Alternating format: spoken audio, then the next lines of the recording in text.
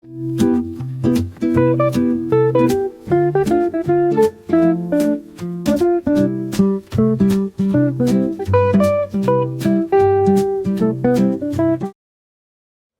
right, my name is Rich Schmidt. We're here with Andrew Head, Afton Towry, Chris Graves. It's July 2nd, 2025, and we're at Apona Vineyards in Veneta, Oregon. Thank you three for joining us today. We really appreciate this. First question to get things started, and anyone can start with this, is why wine?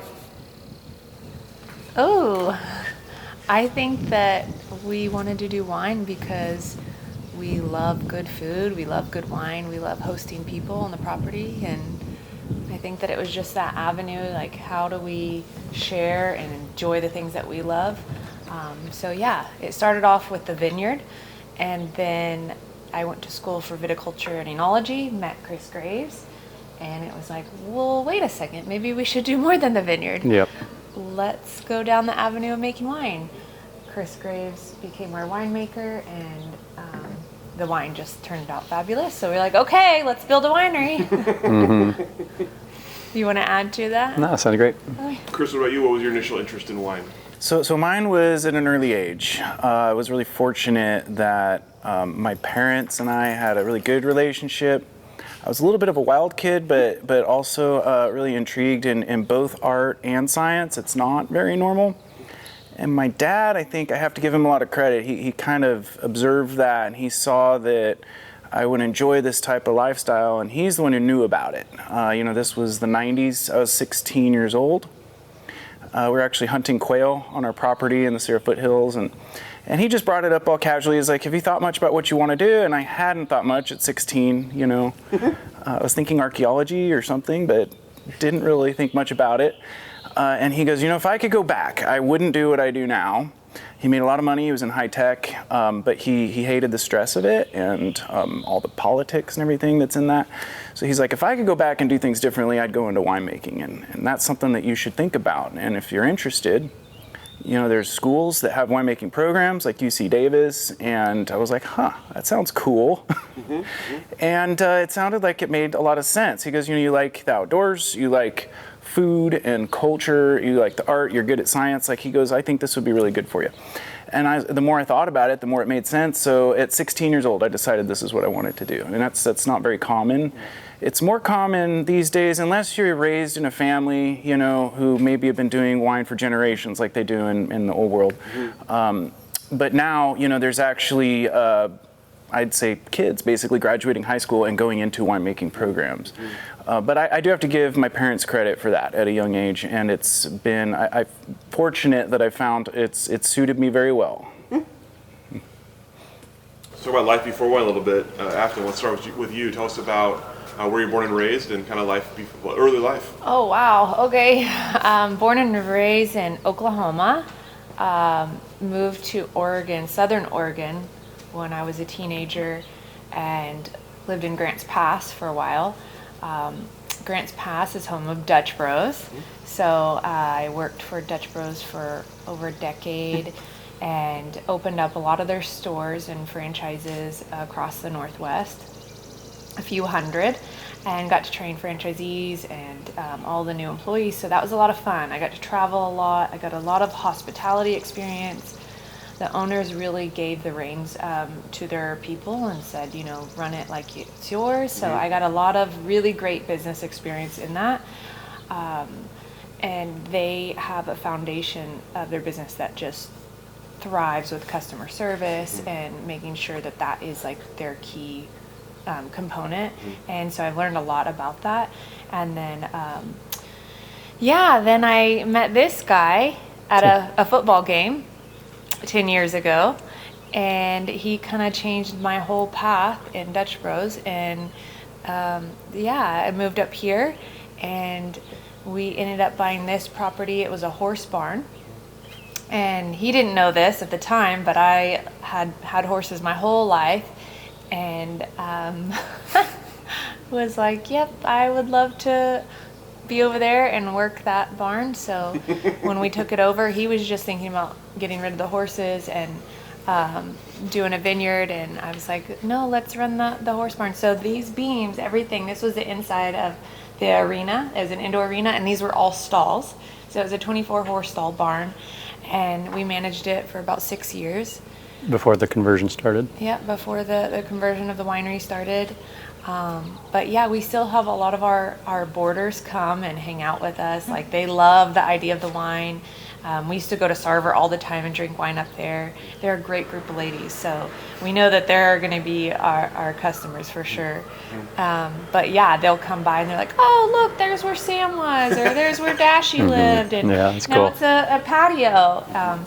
So it is a fun story, and I'm happy to go into that story of the name Apona. So it took us years. We planted the vineyard. We put in all our heart and soul into working it, and we could not think of a name. We were like, And that's the what toughest are we going part. to name this? It's Planting's like easy. It's such a- everything else is easy compared to that. That was tough. Yeah, it's such a big thing. I mean, people, that's your first impression when people see you. So it had to be good, and it had to resonate with us. So we were like, what do we do? What do we do? And then the song Lana Del Rey, Once Upon a Dream, came on. And I was like, oh my gosh, what if we just make up a word? And this is our dream. We are living it. We're building it. And so Apona came up, and we were tossing it around. And then we told Chris, and he's like, wow, I love it. Did you know, and he did some searching online, and he's like, did you know that Epona is a goddess protector of horses and fertility goddess of agriculture, and carries a cornucopia? And I was just like, what? We were like, ding, ding, ding, that's us, because the whole heritage of the property was a horse property. And we still have horses in the background. We have 4 of our own, and so that black fence, everyone that comes here will be able to see the horses grazing in the background. But yeah, so that was a very exciting. Yeah, we finally got a name, and it was something we're it took us years. I mean, every time we'd travel, she'd go to school. Sometimes I would go with her, and we'd be just playing on like, hey, what can we do? What is this? And then it just kind of hit, and she figured it out. It's like, hey, I really like that name. And it's like, yeah, it actually sounds really great. So then when Chris said it, just like, it's gotta be, that's what we're gonna do. Yeah, so we searched it through, did our due diligence with the name, and Epona is in every horse barn kind of world, so we changed it to Apona because we've got Andrew and Afton, right. so it starts with an A, ends with an A. Yep. It just was like, that's what it is. Yep. And so our mark is on his hat. It's an ambigram, A and A, so red upside down. So that's kind of fun. Yep. But, I love yeah. that. That's, Yeah. amazing. That's an amazing story. I love that. Yeah. Yeah. Andrew, let's talk about your life a little bit before wine. Oh, okay. So my life before wine. So I grew up not drinking wine, and then I actually discovered it when I was in my 20s, early 20s, and then just opened my world. It's like, wow, this is amazing, and just the differences within certain varietals. It's like it's crazy how different they could be, and so just developing, trying to drink more and more and explore other areas. We just discovered that it was fun to try, fun to get out there and experience other venues and stuff. But my life before wine was in construction, and so I do roofing. I've been doing it for 30 years. So my son's taking that aspect over here, kind of helping us relieve. So we're kind of a family team effort where he's, while we're trying to manage this, general manage this thing, get it off the ground, he's actually running that construction industry. So, and then, so 10 years ago when we met, we were looking at this property and got this property, and we planted everything, and it's kind of my way of an exit strategy out of the construction, and then trying to build a legacy for my kiddos. I'd like to leave something with them later on. So, what football game did you meet at? Oregon, California. it's Cal, yeah, Oregon Yeah. Cal. An Austin Stadium romance. It was, yeah. Yeah. I'm from Oklahoma, so I was wearing my Sooner scarf, and that's what it happened. That's what called him over. He's like, "What are you wearing?" Yeah, it was. And he's like, "Do you like wine?" I was like, "Yeah." He's like, "Let's go wine tasting sometime." And I was like, "Oh, Yeah. fun." So that's my end, wine. I love that. Yeah. Love that. Yeah. So tell me, let's talk about the property a little bit. Tell me about when you took it over. You mentioned kind of a long-term changeover. So tell me about, let's talk about the vineyard first. Process of deciding what to plant, how to plant it, all of those things, and installing it. What was the timeline like, and what was the process like? So I think 10 years ago, we talked about with the previous owner. She got kicked by a horse and broke her back, and not in a paralyzing way, but broke a couple vertebrae. And so she was kind of like, hey, I think I'm out. I don't really want to be doing this, or I can't really do this right now. And we talked to her. I talked to her a couple of years before that. It's like, if you're ever interested in selling your property, this is a 60-acre parcel. Ours was a 40 next door, so we were 100 total. And it's like, I would definitely be interested. So when that happened, she ran the facility for another year or so, and then she approached us again and said, hey, Andy and Afton, are you guys interested in the property still? And we said, heck yeah. And 15 acres of it was set up for paddocks for horses and outdoor arenas. And so it was all forest land at one point. And so we started doing tests and having all the nematode counts and all that stuff done, and then found out that it's like, hey, this is a really good site. We think it's going to be really good. Very fertile ground. And so we started consulting, just talking to other wine industry people and say, hey, what are the trends? We all know Pinot and Chard is kind of, and Pinot Gris is what we're known for down here, but what else can we do? So we started implementing like Gamay and some other clones, and we put in initially 15, and then we did another, how many more acres did we do after? I think 8, after. and then another, just last year, we did another 8 as well. So There's a total of about 34, yeah, 32. yeah. Yeah. And we'll continue. I think we're going to add another, probably, I think up to 4 maybe, and I think we'll probably be good on this property. We don't want to take too much of the timber down. We are kind of stewards. We are just taking care of the land for the next generation, so we're just kind of trying to do the best thing for our property. So we're just trying not to disturb it too much, but we are trying to create something for our area. Something, for this southern Willamette Valley as well.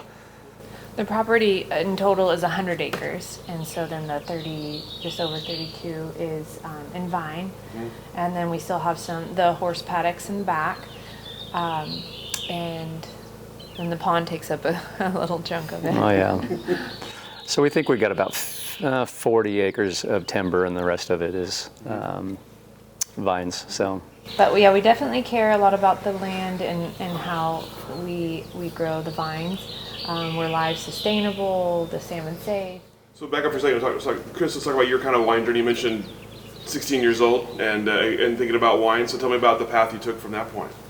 So I was in high school telling people I was going to become a winemaker, which was pretty interesting. I remember my teachers really digging that, and the vice principal. I never returned and gave him wine. Kind of bugs me still, but. Went through high school and then decided to go into community college. So I did a few years of that. It was 4 years before I transferred into UC Davis. But in the meantime, I got an Associates of Science, an Associates in Arts. Did a number of different art classes, watercolor, ceramics, throwing, did all kinds of interesting things, and really, really enjoyed that, particularly 3D design, more so than just painting or drawing. I've never been good at that. But I think all that had a big part in the whole sort of concept of winemaking, because it is very much art and science. So took some wine appreciation classes, food and wine pairing, things like that, but really got deep once I got into UC Davis. And so that was 2 years to get my bachelor's of science in winemaking. It was intense and difficult. I have to be honest, it's a lot of heavy science. So it's the same program that medical students go through, essentially, until you get to the in-depth winemaking courses, which was my last year of school. Probably the funnest year of school I've ever had. It was great. It was just like learning all the fun stuff once you finally get to that point. Intense tasting, learning to blend, learning all of the theory behind winemaking. And then I had an opportunity. I had met my wife, who was my girlfriend at the time. We got married my last year of college. And she had grown up in the East Bay, so Livermore Valley, which is an old wine area for California. But I hadn't heard of it, and many people still kind of haven't, which is a little bit of a shame. But she had a lot of family in the area, and so we thought maybe I could do some internships during school in that area. So I applied and ended up getting an internship with Wente. And Wente Vineyards and the Wente family was really an amazing opportunity. Great family and great people. So I did an internship there and then returned after I graduated. They hired me as their enologist, which is basically a wine scientist. And I did that for a year or so before I was promoted to an assistant winemaker and then a winemaker for a small brand that they had, which was actually a Cal brand called Tomas Estates. So I got to play with Barbera, Sangiovese, Pinot Gris, and Primitivo, which is basically Zinfandel.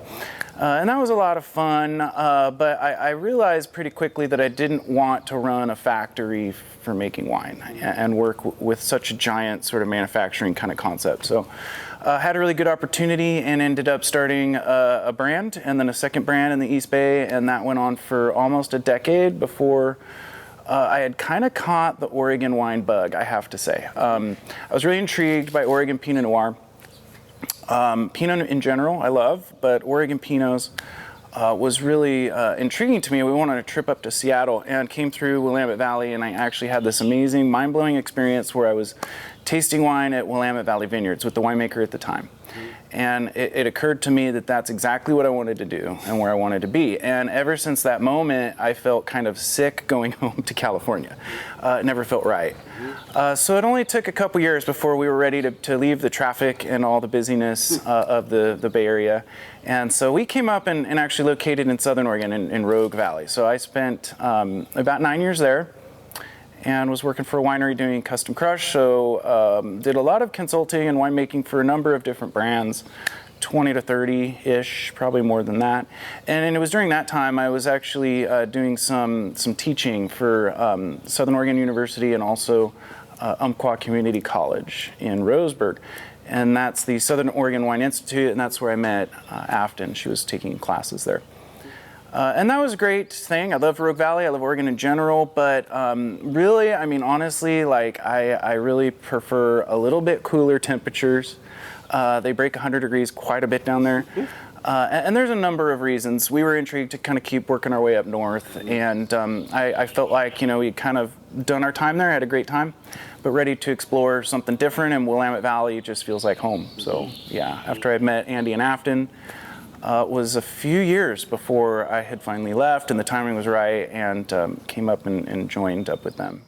Yay, happy to have you. Good story. That's quite a path. I would come back and ask some questions about that. But you mentioned that's how you interacted with Afton. So Afton, tell me about the decision to go to the Southern Oregon Wine Institute and take classes there. Oh gosh, well, I mean, he had been wanting to do the vineyard before I met him, and I was like, well, if we're gonna do this, I better know some things more than just us trying to do it on our own. So that's when I did some research and found that the Southern Oregon Wine Institute was an option, and it's a little bit of a drive every other weekend, driving down for classes. But yeah, I did that for 2 years, 2017 to 2019 was when I graduated with the 2-year degree, and yeah, it was a lot of fun. I met a lot of great people there and all different aspects, just learning about wine. Some people in the same boat that we were, starting a vineyard. I've got a really great friend that has a vineyard in Elkton that we started at the exact same time and have all the road bumps along the way. And then people that had already had a vineyard, like John, and had a label already. So it was a really great time to network with some people, meet people, and just learn more about what we were doing. And at the time, we were planting a vineyard. And so we had already started, and then learning in class, I was like, oh, maybe we need to be doing this or something. And I'm really glad that we didn't go too far into it, because we started our trellising, and a few centimeters off can change your whole vineyard like that. So We had to replant our first like 5 rows. We had to pull, not plant. We had to not retake. replant, trellising. We had to take out. We did 5 rows. Like, no, this ain't gonna work, We're because like, you know why you does do the it look ABC, off? kind of get your square. But if you go over 400 feet and you're off like a 1/4 inch at all anywhere in there, it all opens out. shows. So yeah, so we did pull 5 rows out, and it's like, Yeah. yeah, we'll get it surveyed and we'll go ahead and do that. So But it was great because I was learning in class, okay, do this and this. And we're like, yep, we'll just get it surveyed. yeah. So But it was, super, super helpful for us at the time. I mean, people like the water masters would come in, and this is great. I had all these questions for them. And it was just a super amazing opportunity to be a part of. They've got a really nice wine facility there. They had students come in and make their wine as well. So very cool. yeah, very nice place. It's a good program. I think a good case, a success case. Yeah, I loved that I can talk about it and share that same experience with Leslie and other people in the. So, Chris, you took us on kind of a quick version of your winemaking. So, tell me about your first sort of experience making wine. You mentioned getting to a point where you were making wine at a scale that you didn't appreciate. I'm curious about learning to make wine at that scale and then deciding to kind of pull back. So, take me through kind of initial bumps in the road learning winemaking at that scale, and then figuring out kind of a different path. Sure, yeah. So Wente was really neat because it's a large, many 100,000 cases of wine that they produce there, but they had what they call a small lot winery. So it's basically a miniature winery within the large winery where we could focus on high quality and high level brands, And there were a number of them, and a lot of good wines made, and my internship started there. So I actually got to work in all the different departments. A lot of times in a large winery, you're kind of stuck doing one particular thing, or a couple during harvest. So I got to experience a lot of that and work with the winemakers, 3 essentially mentor winemakers of mine down there, and each from different backgrounds, all very good. And then as I was hired on and working in the bigger winery world, I remember part of our compensation was to make higher quality wines. And so we're working as hard as we can within the context of factory winemaking. Cost of goods is like super duper important, and it's hard to make good wine when you're trying to make it very inexpensively. And so we had done everything we could, and it was a great vintage. I remember our Chardonnay in particular was turning out really good, and we were all really excited that we were going to get a great score on this wine. And then we had a production meeting where the sales department said that they had great news. They had made a big sale on a chain in the East Coast, and that meant we were out of our Chardonnay, in which case that meant we needed to pull the plug on the new vintage, rush it to bottle age on the truck as we're getting it out there. And it was that moment right then, I was like, this is no fun for me. Your hands are tied as a winemaker. You're basically just trying to create a product and get it onto the market and do your best job within that context. And I was like, that's not really art to me. And it takes a lot of the fun out of it. So it was basically that moment when I realized, I understand what they have to do, but that's not what I want to do. So then I had a lot more control and flexibility, and within California it was great because you can grow a lot of neat things. It was, pretty warm there. I really prefer personally now the wines out of Oregon most of the time, but had a great opportunity to play with all kinds of different varietals. I'd say some of my favorites have been the Italian varietals. I had a passion definitely for Barbera and Sangiovese. I also grew up in the Sierra foothills where a lot of that's grown. And there is a bunch of that grown in the Rogue Valley as well. So when I migrated up, I had a lot of experience with French or Italian and quite a few different varietals.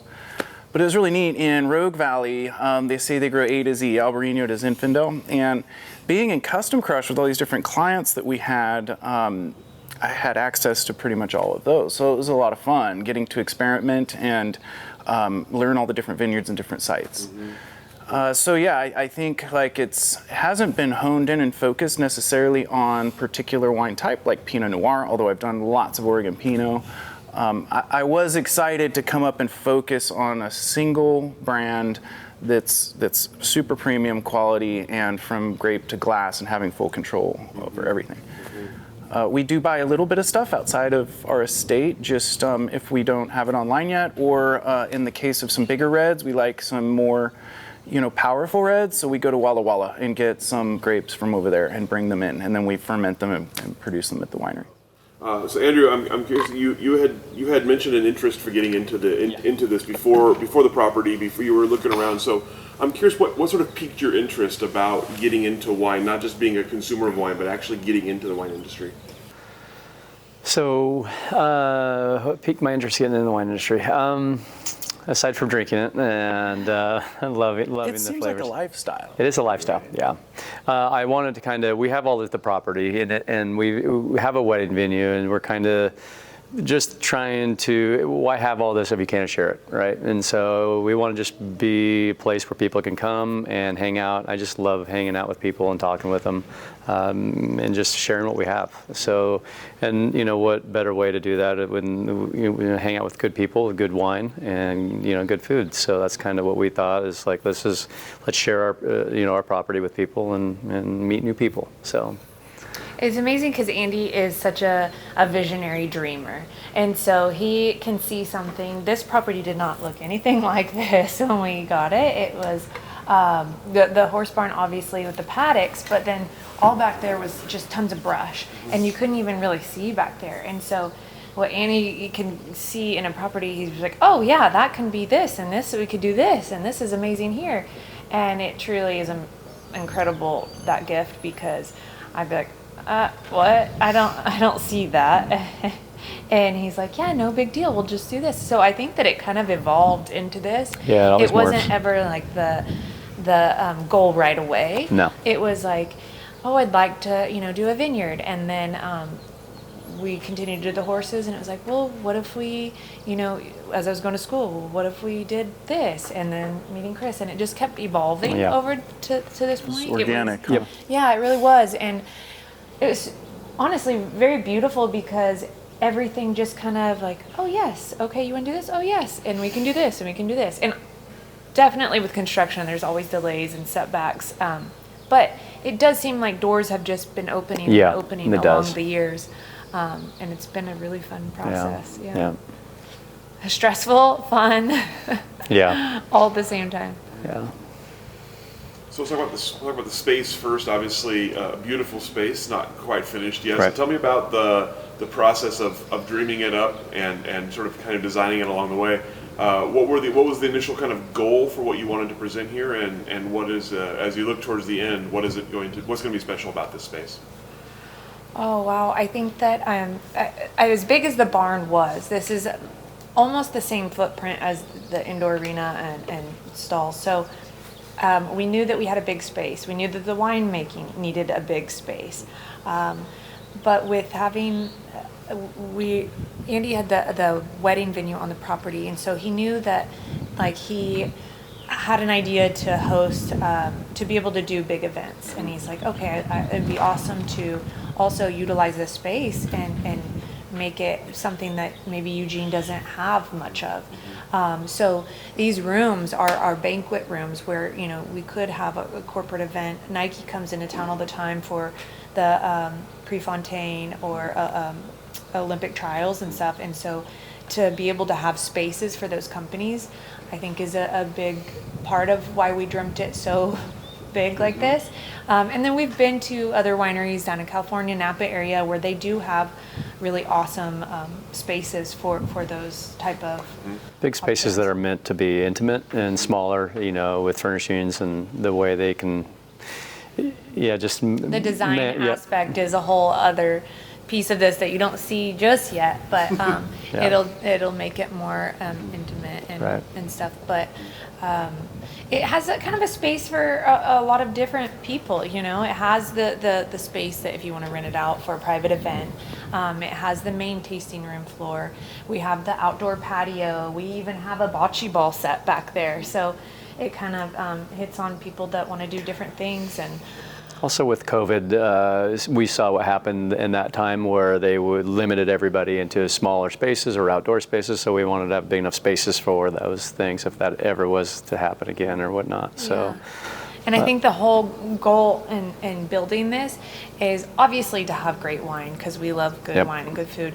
But I think the big goal is to create a space where we can have exceptional experiences. And so people come here and they're like, wow, I had such a great time, or that was such a beautiful, day that we had. Because when we've traveled and done all the good food and good wines, sometimes the wine isn't that great. Sometimes the food isn't that great. But the experience that we had is the most memorable thing. And I can't tell you how many times I was like, wow, that was the best wine ever. But maybe it wasn't. It was just the that memory experience, that yep. we made will be in our minds forever. And that's what we really Want want to recreate that. here. Yep. There's a ton of phenomenal wineries up north and all over the state, really, that create those experiences that we've got to partake in. And we just want to do the same. Oregon has such a special spot in the wine world. So I think it's just kind of very new still, and something that we could grow on. So in addition to what you kind of mentioned before about being able to use the space in a variety of ways, what kind of things, once this is finished, what kind of things do you have planned here? Are you, certain events you're looking forward to, certain types of things you want to use to bring people here? Oh my goodness. I mean, we're definitely open to corporate events. We've talked to some few people that put on big corporate events, worked for Amex, a U.S. bank kind of thing, and they're like, wow, this would be awesome. We did have a couple events from Nike at our other property, so we'd love to look forward to doing some events like that. But Yeah, but also private tastings. We got intimate spaces, so we could do private tastings. I think, starting the out. library. Yeah. That would be really fun. And some special other rooms that could be really fun, but definitely the tastings or the food pairings. Right now, our initial, because this is going to take a while, we're going to do a phase 1, which that entryway will be our initial tasting room, and it'll be light bites. But then as we continue to further the construction and grow, we'd love to do food pairings with wine, and that's More of an something experience. we're really excited about, because those are the experiences that we remember, is when they paired great food with great wine. And great customer service. Yeah, that's kind of it. Also, we've noticed those great locations, the wineries that we always had. Wine sometimes wasn't even the greatest, but the food was good, and the storytelling behind the service really made it special. So, but if we can get all three of those things going, I think that's what we're looking for. So let's talk about the wine then itself a little bit. Tell me about wines you've made so far here. What are you excited about with the wines coming out of this property? Okay, so Pinot Noir was the first grapes planted. That's our Pommard clone that's right there. There's currently 7 clones, 5 established. We have thoughts of putting in 2 more eventually. But Pinot Noir is the most grown grape. I'm really, really excited about the whites as well, though. They put in Chardonnay and Pinot Blanc a while back, and Sauvignon Blanc. And the Sauvignon Blanc is particularly unique. There's not a lot planted. It is a cool climate version of Sauvignon Blanc, and we have 2 vintages now that we produced, and it's sort of mind-blowingly aromatic and really fun. Very high acid, very high energy wines.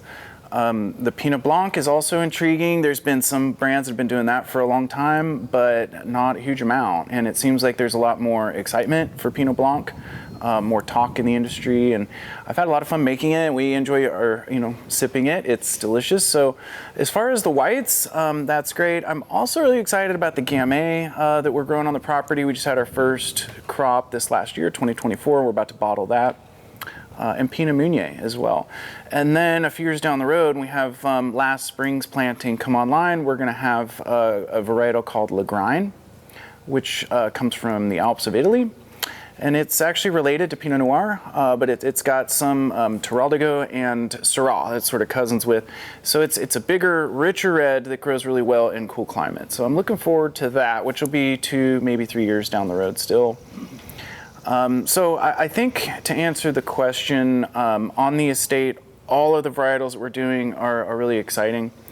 One of the more exciting ones is Sauvignon Blanc, just because it's a little bit more rare comparatively. But I'm incredibly excited about our Pinot Noir program as well. Between the 5 clones, we will pick through, sometimes field blend or keep them isolated and pick at different times. And just this last year, we produced over 15 batches of Pinot out of those 5 clones. So as far as like the art side, thinking about like a palette of paints to work with, it gives you a full spectrum of flavors and textures to blend with. So all neat and unique, but I think in general tends to be high acid. A little more phenolic. We do get a lot of tannin and richness and good color in our reds. So in general, they're rich wines, very punchy and a lot of energy, age-worthy, and a lot of fun. You had mentioned earlier that one of the things that attracted you to the project was the ability to work with a single estate and kind of work with it exclusively. So tell me about getting to know the space here. Obviously, it's a pretty big vineyard. So I'm curious about your getting to understand what to do with what grows in a certain way, what parts of the vineyard are most exciting to you. How long does it take you to get to know that, and what's been your process so far? Wow, yeah, that's a good one. Andy and Afton put a lot of time and energy into this vineyard. Establishing the vineyard is the most work, but growing is a lot of work too. It's been interesting getting to know the vineyard. Fortunately for us, it's relatively flat. It's really good soil. It's more or less one type of soil. We have the Veneta loam in one section. There's another one called no-tie loam. It's a high clay soil, so it can be a little tricky right around this time of year when we get into the drier and warmer part of the year. But for the most part, it grows really great grapes. You just need to keep an eye on the water status. So I think as far as the vineyard goes, more or less most of it sort of behaves the same. I think in the wintertime, it's pretty moist and wet, and clay soil, it's real sticky, so it's kind of tricky in the off season. For me, the intrigue comes from working with the vineyard multiple years. So getting to know the physiological stages, crop loads, how to dial that in, and kind of tweak things potentially. Just making sure that we're getting the tonnages and the yields we're after, and have control over everything. So we've also brought in some consultation to help kind of high level in crop load and water status and things like that. So yeah, it's been a lot of fun. I have my preference for some of the blocks over the few years that I've been working with them, but it doesn't mean I dislike any of the other ones. It just depends on which year you're at and what you're doing. And that's part of why I like looking closely, because we can improve everything, I think, forever. So it's kind of that level of control and just being able to work with these same blocks through multiple vintages, because each one can be very different. So you have to eliminate those variables from year to year. So describe for me then the overall terroir of the place. What do you hope wines from this place will evoke? I would tend to say, in general, the Oregon wine thing. These are wines that are fresh. They are balanced and they're fresh. They'll age very well. They're not overpowering. For me, some wines, particularly warmer New World regions, they can be a little overpowering now. I used to like that style, but I like alcohol that's more, user-friendly. And I like rich wines, but they don't need to be so big that it takes the enamel off your teeth or gives you a bitter beer face. These wines are fresh and approachable, but they're also serious and age-worthy. And then I think as far as Southern Oregon and Southern Willamette, and Veneta, we're just a few degrees warmer during the growing season. So we can actually ripen up our grapes just a little bit more, but it cools down really quick at night because we're less than an hour drive over to the coast. So those breezes blow in really quick. So we have really cool nights and a little bit warmer days in general. So we're able to get pretty ripe Pinot with pretty big phenolic concentration as well. So I think compared to the rest of Willamette Valley, some of the wines are just maybe a little bit bigger, a little fleshier, maybe a touch riper. So for Andy and Afton, I'm curious, obviously you didn't have the background in wine production or vineyard coming in. What are the biggest surprises? What were you not expecting about being in this part of the industry that you have sort of come across in the decade you've been working on it? What I wasn't expecting is how friendly and kind other wineries are. That was, it was just amazing to see the camaraderie and people, the support that they would give you if you need anything. Then they could help you out, and they would. I wasn't expecting that. A lot of people like to keep their secrets and tight, Yeah, it was just amazing to see. So. I agree. The industry as a whole has been Yep. really, really great from the moment we kind of started this whole endeavor. Yeah. Sorry, that's my dog. She's just unhappy. She's tied up. But everyone's been super great about, giving us help in any area.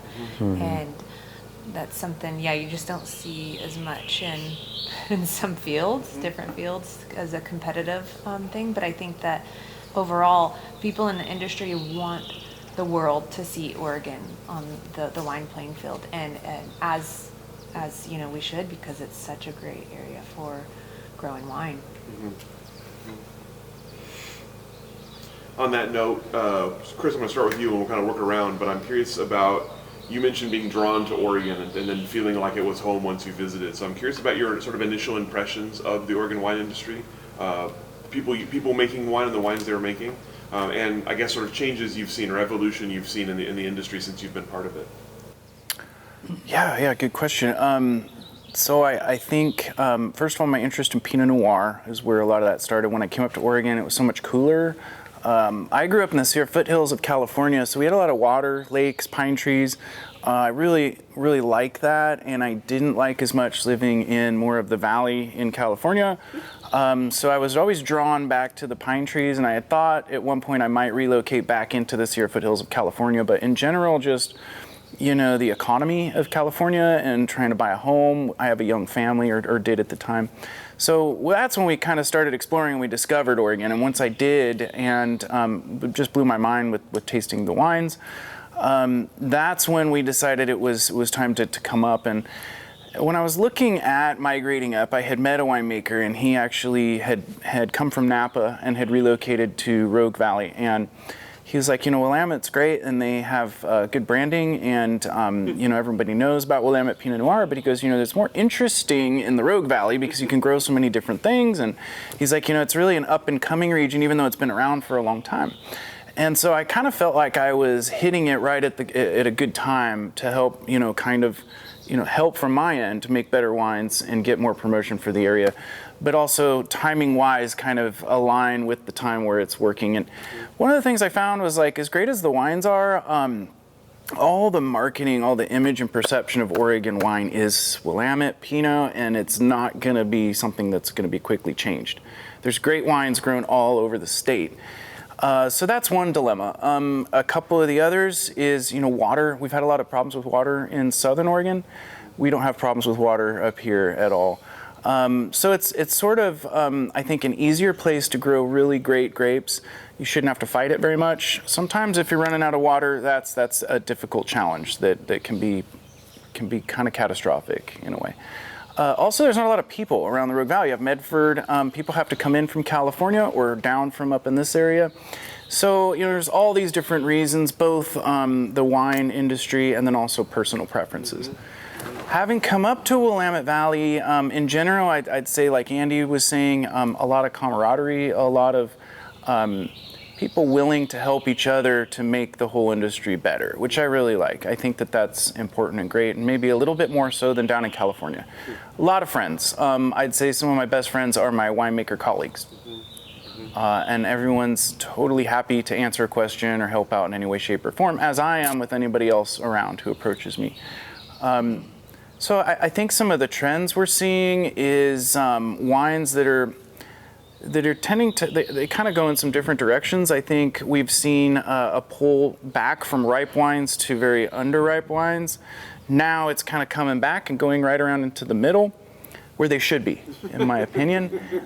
So I think like wine styles are kind of settling into a more appropriate point versus people trying to push them too ripe or pick them too underripe. Apart from that, I think it's becoming more professional. Yeah, it's a lot more competitive in a good way. Expand on what you mean by more professional. You have more qualified winemakers, wineries where the ownership understands the long-term goal and they're willing to put in the funding that's required. Less mom and pop wineries, and there's nothing wrong with that at all. And I think there's a lot of character there, but professional, I think, is an example of Apona Vineyards, where folks want to do the job right and create the experience and the quality of wine that, you know, is possible. Instead of, you know, just trying to have fun with it, you know. We can have fun, but also do it the right way. So I've seen a lot more educated, qualified winemakers and people investing in these projects where they truly understand and have those goals in mind.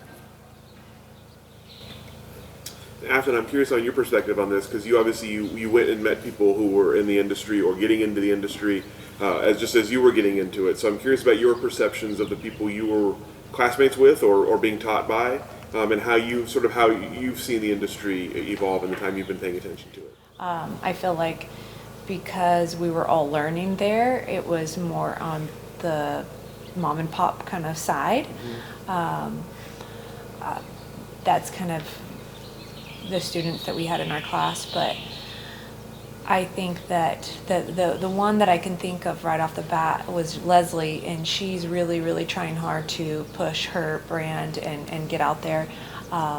But she does not have a winery built. It's in Elkton, a very small community, so it's a little bit harder for her to get her name out there.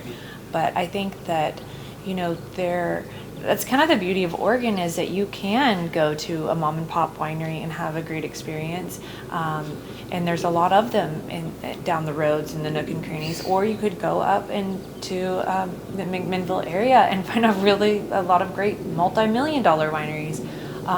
So I think that, you know, Chris sees it on a different level because he's talking with a lot of the winemakers. So I think that I don't see that side as much, but that's just from what I've seen from the kids, the students that I went to school with, is that it's more the mom and pop side. One thing that I did notice, or have noticed since when we came in and started talking to the wineries, I think that Chris has started something where the winemakers are getting together now, and whereas beforehand I didn't seem like they were all, you know, getting together and communicating. So something that was, to me, I think is changing, and why one of the reasons we went, you know, hired Chris and even Jeff, was that they go out and communicate with other winemakers and try to figure out and see what is going on. It's just building something more than just mom and pop shops. Yeah, so. And especially for the southern Willamette Valley, because we're not sure what goes on. Yeah, but in our region, or northern, but our region we really didn't have that. appreciated Yeah. Chris and Jeff because of the one camaraderie they had together, and then the team, like they wanted to be a part of the team. You know, it's not like we just hired him to do a job. It's like he wanted to be a part of this dream that we're building, and that's kind of all the people that we do hire on. It's so much bigger than just you're our employee. Right. We want them to see and feel the vision, the family, that we have, and to be a part of it in a much bigger aspect. Not just to grow our brand, but to grow the industry, our community, our area in general, in the southern Willamette Valley. And it's exciting to talk with other winemakers and vineyard owners around here too, because they are also very excited to have us here and want to grow the industry down in the southern Willamette Valley. That's a good point. Mm-hmm. So talk about the future just a little bit here. Tell me about sort of the idea for Apona. Where is there a goal in mind for size? For what will make this a success in your eyes? What makes success? I think just, once we pay everything off, it'll be a success, right? So, no, I think that a success would be for us to actually have put out a good product and just lower some of our stress level that we already currently have. That would be a success. I mean, obviously, we'd like to sell thousands and thousands of cases of wine to people, but at the same time, we don't have to. We don't want to just put out mass-produced wine. We'd like to just do smaller, better quality wines versus just do a mass production just to get it in the store. There's no point. Jeff and I and Afton have the philosophy where we want to put out a better product. We could mass produce wine if we wanted to, but the quality's not there. And then why put all that hard work into something that you don't really have any artistic oversight on? You're just trying to produce. So we would like to kind of keep that a little bit smaller, better quality. That would be a success to where we're not slaving and just working really hard for nothing, for I think lesser product. A huge part of success in my eyes is like what you said a minute ago, is to this was our dream, and our dream is to enjoy our property and share it with others. So the wine is a vehicle to get there. Great food is a vehicle to get there. Great experience is a way to get there. But it's like, the end of the day, we really want to be able to slow down, enjoy this ourselves. And so if we could do that and share it with other people and have them feel that same just appreciation for the land, the wine, and the food, and customer service, I think that would be a huge success. Yeah. And then with that will come sales. I mean, that's what we're hoping and praying for. Yep, that's the goal. So I think that would be a huge success to be able to sit down and I think that we're getting there. See the light at the end of the tunnel. Still have a lot more work to make it happen, but that's the dream. Yep. Chris, anything to add to that as you're looking ahead to the future for yourself? No, it's about lifestyle. Yeah. That's my long-term goal too. Yeah. Then last question for you, as looking ahead to the future, outside of the brand, anything else on the horizon that you are excited about, personally, professionally, anything else that you are looking ahead to with excitement? I'm kind of excited about our new label. It's not really talked about yet in social media because we just started working on it and getting our labels made and wine kind of figured out what we're going to do. But we do have a companion label for Apona. It is something a little bit fun and playful, a line that we can play with, maybe artistic side of winemaking a little bit more.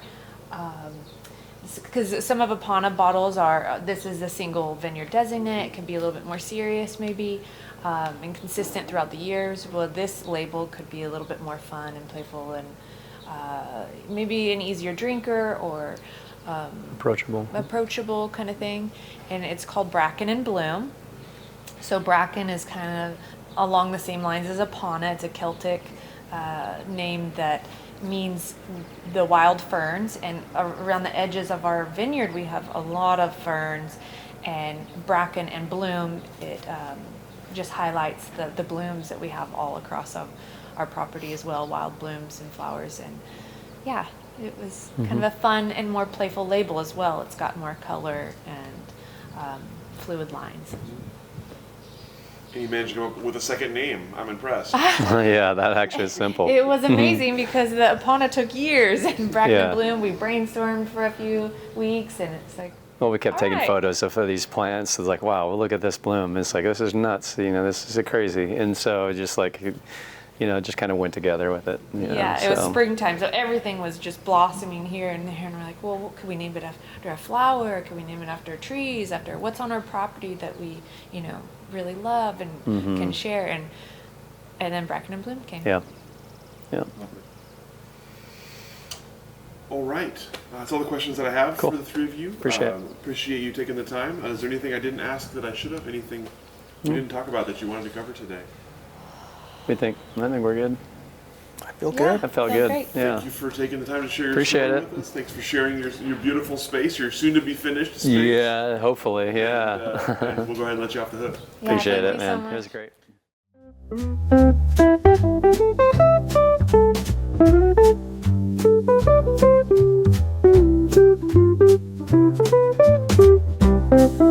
great.